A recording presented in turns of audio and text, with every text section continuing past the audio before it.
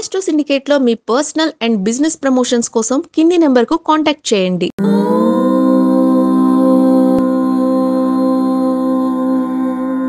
నమస్కారం. ఒక సోదరి నెల్లూరు నుంచి కామెంట్ చేశారు, పేరు చెప్పలేదు వారు.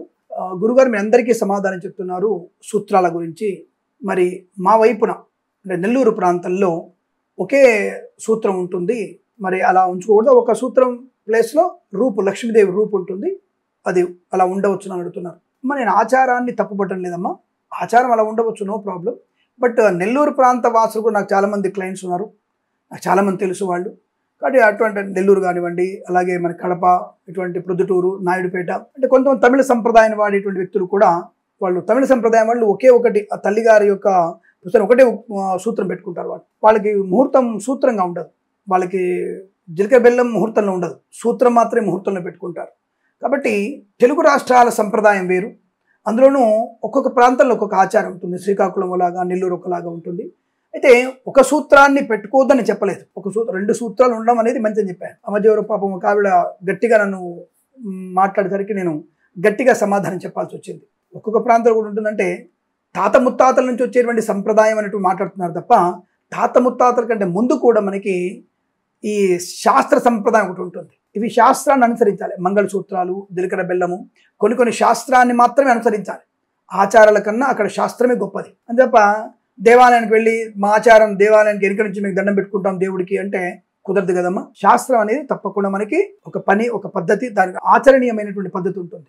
కొన్ని ఆచారాలు, వడి బియ్యం పోసుకోవడం, జల్లికట్టులాగా కొన్ని అంటే ఈ నడుకట్టులాగా అంటే కొన్ని కట్టుకుంటారు ఆడవాళ్ళు, ఇది కట్టుకొని వాళ్ళు పెళ్లి చేస్తుంటారు. కొంతమంది ఆచారాలు వేరు ఉంటాయి, కొంతమంది సప్తపది ఉండదు, కొంతమందికి అరుంధతి నక్షత్రం ఉండదు, అంటే రకరకాల అంటే కొంతమంది హోమాలు ఉండవు, జీలకర్ర బెల్లం ఉండదు, అంటే కొన్ని ప్రాంతాల్లో కొన్ని ఆచారాలు ఉండవు. కానీ మెయిన్ ప్రధాన వివాహ ఘట్టంలో కొన్ని సంప్రదాయాలు ఖచ్చితంగా ఉంటాయి, అది పాటించాల్సిందే. మరి మీ ప్రాంతంలో ఒకటే పూస్తే ఉంటుంది, ఒకే సూత్రం ఉంటుంది అన్నప్పుడు దాన్ని నేనేం చెప్పేది ఏం లేదు, దాన్ని ఆచరించండి.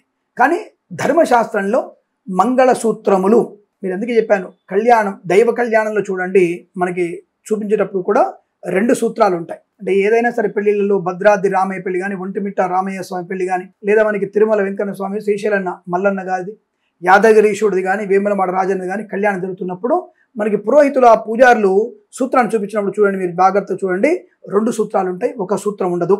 ఎక్కడైనా సరే నెల్లూరులో కూడా మీరు ఏదైనా క్షేత్రంలో వివాహం జరుగుతుంటే దైవ కళ్యాణం 2 సూత్రాలు ఉంటాయి. కాబట్టి ఇటువంటివి నేను మళ్ళీ చెప్పాల్సిన అవసరం రాకుండా చూసుకోండి. మీ సంప్రదాయాన్ని పాటించొద్దని చెప్పట్లేదు, ఆచారంగా మీరు పాటించండి.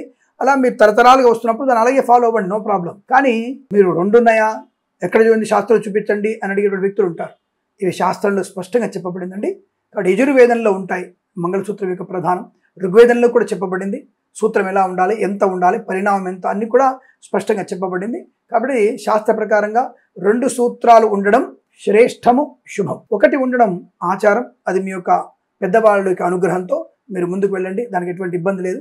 కాబట్టి ఈ విషయాన్ని మళ్ళీ మన యొక్క ఛానల్లో ప్రస్తావనకు వచ్చే అవకాశం ఉండదు. అటువంటి వాటికి నేను సమాధానం చెప్పే ప్రయత్నం చేయను, ఎందుకంటే ఒక్కొక్క ప్రాంతానికి ఒక ఆచారం ఉంటుంది. కాబట్టి ఎవరిని నొప్పించాల్సిన అవసరం నాకు లేదు. అలానే శాస్త్రాన్ని చెప్పకుండా ఉండాల్సినటువంటి బాధ్యత నాకుంది కాబట్టి, అంటే చెప్పగలిగేటువంటి బాధ్యత నాకుంది కాబట్టి చెప్పడానికి సాహసం చేస్తాను నేను. శాస్త్రం ఇలా చెప్పింది, దాన్ని ఫాలో అవడం మంచిది. మీ ఆచారాన్ని ఫాలో అయితే నష్టమేం లేదు, మంచిదే. శుభం జరగాలని కోరుకుంటూ సమస్త సన్మంగళాని భవంతు, నిత్య శ్రీరస్తు, నిత్య సన్మంగళాని భవంతు. ప్రేమతో మీ కిరణ్ శర్మ.